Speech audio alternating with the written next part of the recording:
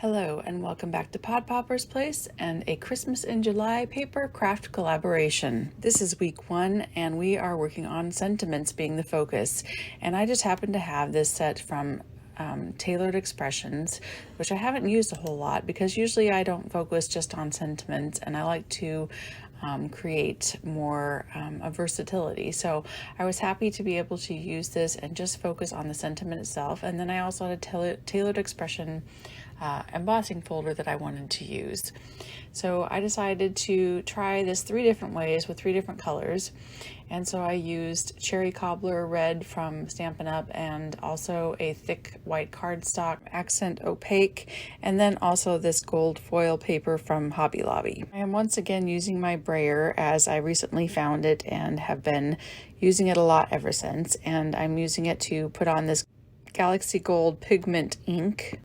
I did get some gold where I didn't want it with the brayer, but I tried to use an eraser to kind of erase some of that, and it did work a little bit, not perfectly, but it did get some of the gold off from the places that I didn't want it. So before I decided where I was going to stamp the sentiment on the paper, I decided to which dies I would use to cut out the sentiment. So I wanted to use a couple different ones, and I have these sets from Stampin' Up! And I don't use them a lot, but they are really great when you want to focus just on the sentiment itself. I wanted to make sure that it would fit properly and that it was straight, and so I did my best to make sure that that would happen. And then I used my anti-static tool and my Versamark to get that nice and sticky, and I stamped it a couple times to make sure that it was nice and juicy and that my embossing powder would stick well. And then I used the Cherry Cobbler to stamp on 2 times, and I'd use 2 different kinds of embossing powder. The first one is, they're both old and discontinued, so we'll just put that out there right then and there.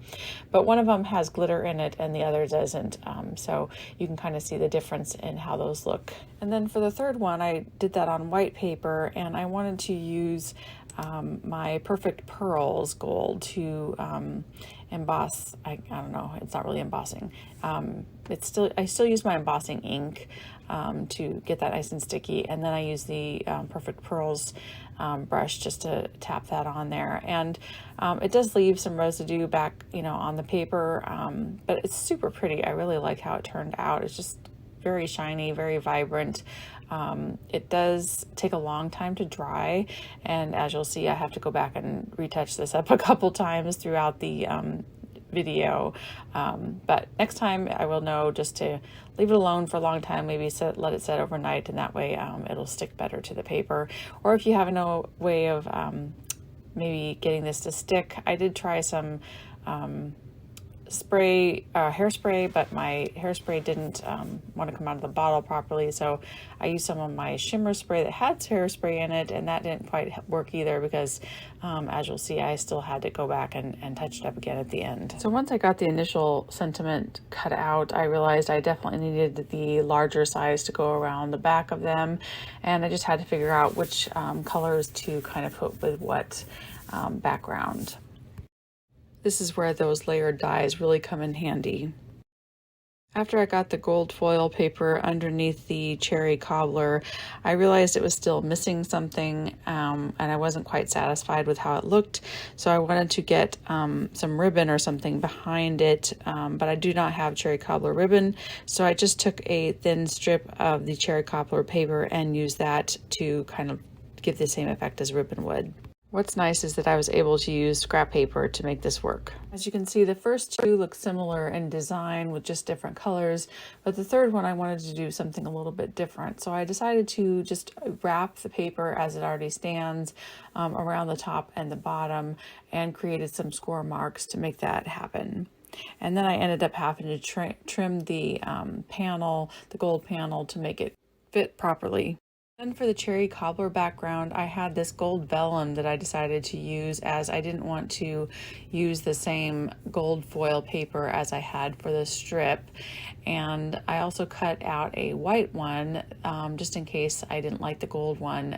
So I have 2 colors of the vellum, and I ended up using the white vellum behind the on the gold panel. I just ended up cutting a larger size so that it would fit better behind the sentiment.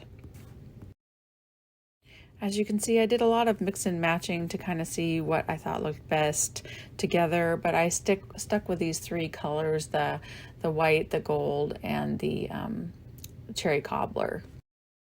As I start gluing these together, I'm just trying to figure out if I want to change anything up. I can see that I don't like the white strip behind on the cherry cobbler background, and so I want some ribbon to go on there. I am kind of limited with some options, but I did have some gold glitter ribbon. I also had gold glitter paper, but I ended up actually going with this Noel ribbon. It wasn't quite exactly a match, but I thought it blended really well with the background. And once I changed the orientation of the card, then you could read that the ribbon said Noel, and it made much more sense. Did use foam tape on the back of the Joy to the World sentiment on both the white and the cherry cobbler backgrounds. So that about finishes up my card, except for a couple accent pieces and putting it on the base. And you'll see those pictures here at the end. Thank you so much for hopping. Thank you so much for being here and watching. I would love it if you would subscribe. The other creators will be listed down in the description box, so be sure and hop along and visit their channels as well. Please join us next week as we do another Christmas in July hop, where we will focus on the stamps.